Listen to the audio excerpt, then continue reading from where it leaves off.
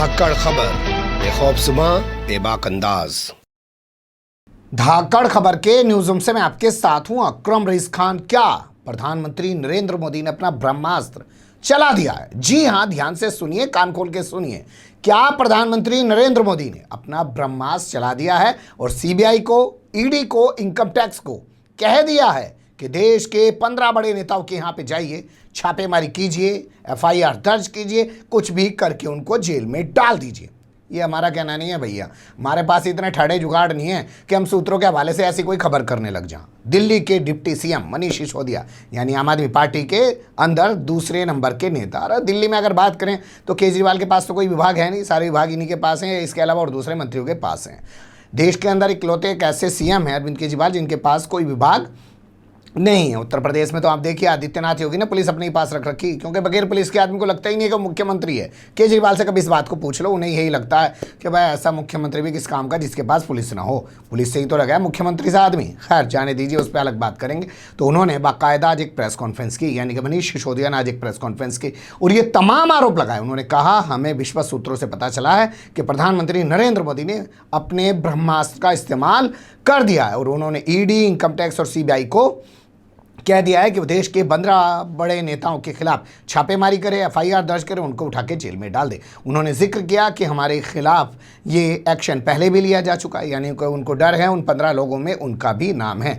वो कहते हैं कि मेरे घर पर भी 2 बार पहले जो है सीबीआई की रेड कराई जा चुकी है और अरविंद केजरीवाल के घर पर भी कराई जा चुकी है, सत्येंद्र जैन के घर पर भी कराई जा चुकी है। इसके अलावा बहुत सारे विधायकों पर एफआईआर दर्ज करके उनको भी जेल में डाला जा चुका है। वो फिर से ये सब करने जा रहे हैं, हमें कोई डर नहीं है, हम उनके इस कदम का स्वागत करते हैं। कैसे वो इस पूरे मामले की कहानी बता रहे हैं, पहले उनकी ज़बानी सुन लीजिए, फिर कुछ सवाल हैं आपके सामने रखने की कोशिश करूंगा।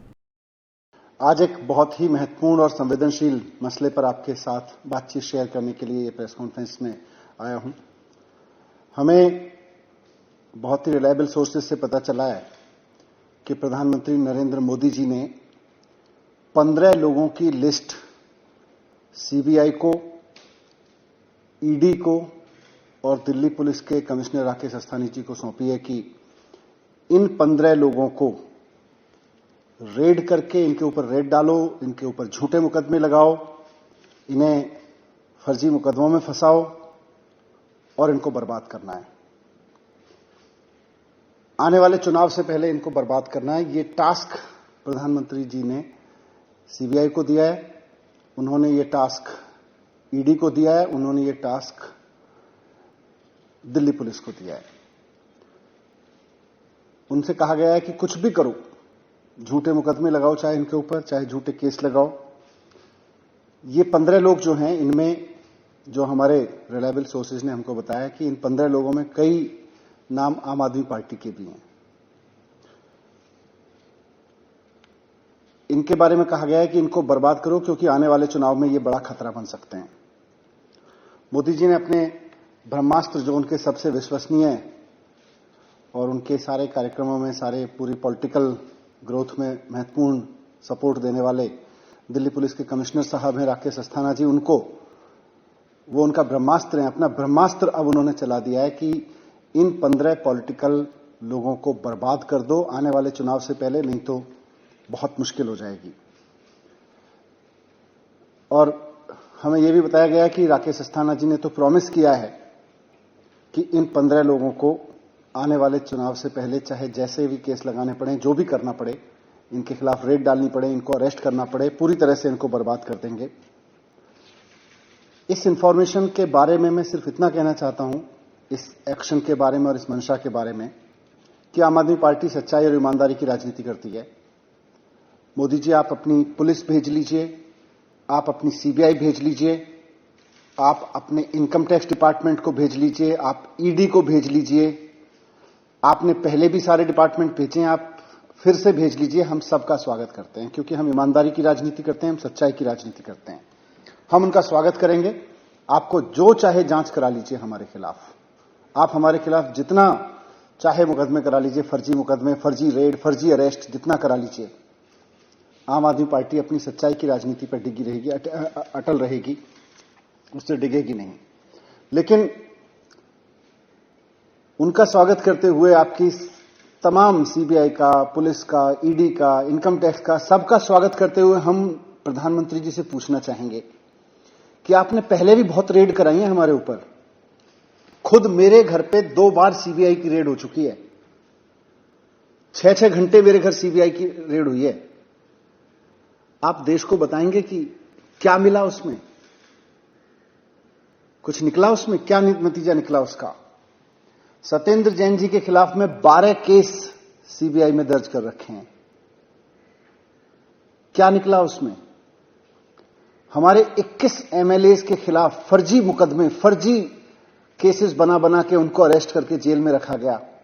अंत में जब मामला अदालतों में पहुंचा तो अदालतों में कई मामलों में तो पुलिस को फटकार लगाई गई कि इस तरह के फर्जी मुकदमे लगा के तुम पॉलिटिकल गेम खेलते हो, पॉलिटिकल पार्टीज का टूल बने हुए हो। क्या निकला प्रधानमंत्री जी उसमें। आपने 21 एमएलए भी अरेस्ट कराए थे हमारे। आपने चीफ मिनिस्टर के खिलाफ साजिशें रचवाई। उनके दफ्तर पे सीबीआई की रेड हुई, उनके घर में पुलिस का छापा पड़ा, उनके बेडरूम में भी पुलिस घुसा दी आपने। पहली बार ऐसा हुआ देश के चीफ मिनिस्टर के घर में पुलिस घुसी, उनके बेडरूम तक में पुलिस पहुंचा दी आपने। बाद में कोर्ट ने छोड़ दिया, बल्कि कोर्ट ने लताड़ भी लगाई पुलिस को। मैं पूछना चाहता हूं प्रधानमंत्री जी, इन रेड्स का क्या निकला, इन छापों का, इन अरेस्ट का क्या निकला आखिरकार। देश को भी तो बताइए ना। आप एक के बाद एक रेड कराते हैं, एक के बाद एक छापे डलवाते हैं अपने पॉलिटिकल अपोनेंट्स पे। आपने आम आदमी पार्टी के डिप्टी चीफ मिनिस्टर के घर पे सीबीआई रेड करवाई 2 बार। आपने चीफ मिनिस्टर के घर पे ऑफिस में रेड्स करवाई। आपने सत्येंद्र जैन के खिलाफ 12 मुकदमे करवा रखे हैं। आपने 450 फाइल्स की जांच कराई थी आम आदमी पार्टी की सरकार की शुगलू कमेटी से। क्या निकला उससे। कुछ भी नहीं निकला। तो इसीलिए हमें तो पूरा विश्वास है अपने ऊपर कि हम ईमानदारी और सच्चाई की राजनीति कर रहे हैं, हम जनता का काम कर रहे हैं, हम लोगों की शिक्षा पे काम कर रहे हैं, स्वास्थ्य पे काम कर रहे हैं, हम इस देश को एक शिक्षा मॉडल दे रहे हैं जिससे देश विकसित बन सकता है। हमें तो अपने ऊपर पूरा भरोसा है। लेकिन आप भी तो बताइए कि इन रेड्स से आखिरकार क्या निकला। जितनी रेड्स अभी तक आपने कराई हैं, आप और करा लीजिए, हम उनका भी स्वागत करेंगे। आज आम आदमी पार्टी का ग्राफ दिल्ली के बाद पंजाब में बढ़ रहा है, गोवा में बढ़ रहा है, उत्तराखंड में बढ़ रहा है, उत्तर प्रदेश में बढ़ रहा है। चारों तरफ में आम आदमी पार्टी का ग्राफ बढ़ते देखकर, और गुजरात जो भारतीय जनता पार्टी का गढ़ था, 27 सीटें वहां पे गुजरात के गढ़ में मिली हैं आम आदमी पार्टी को। आज भारतीय जनता पार्टी हिल गई है। मैं प्रधानमंत्री जी से कहना चाहता हूं कि आप जनता का दिल जीत के और जनता का काम करके राजनीति करवाइए ना भारतीय जनता पार्टी से। भारतीय जनता पार्टी, आपकी पार्टी, आपकी सरकारें लोगों का काम करके लोगों का दिल जीते ना, जैसे आम आदमी पार्टी ने किया है। ये सीबीआई के सहारे, राकेश अस्थाना जी के सहारे, ये पुलिस के सहारे, दिल्ली पुलिस, ये इनकम टैक्स के सहारे कब तक सरकारें जीतते रहेंगे आप। वैसे आपकी मर्जी है, बाकी तो मैं यही कहूंगा कि आपकी मर्जी है। बस हम तो आपसे ये रिक्वेस्ट करेंगे कि हम आपकी इन फोर्सेस का स्वागत करेंगे। और जैसा पहले भी आपने बहुत बार कोशिश की, जिनका मैंने जिक्र किया, निकलेगा इस बार भी कुछ नहीं। आप करा लीजिए जितनी रेड करानी है।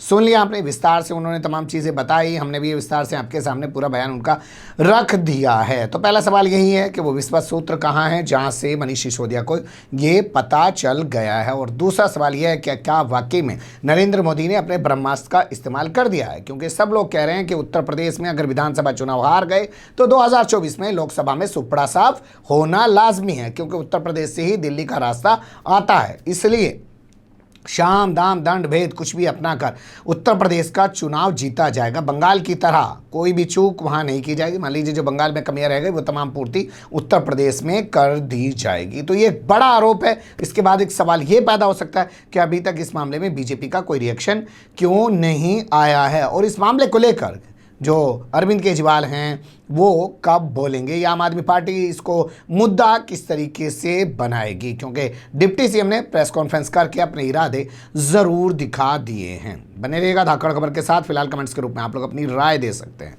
खबर को लाइक कर सकते हैं, चैनल को सब्सक्राइब कर सकते हैं, ज़्यादा से ज़्यादा हमारी खबरों को शेयर कर सकते हैं। फिर ऐसे ही किसी सुलगते हुए या उलझते मुद्दे लेकर मैं आपके सामने हूँगा हाजिर। फिलहाल अभी मुझे दें इजाज़त।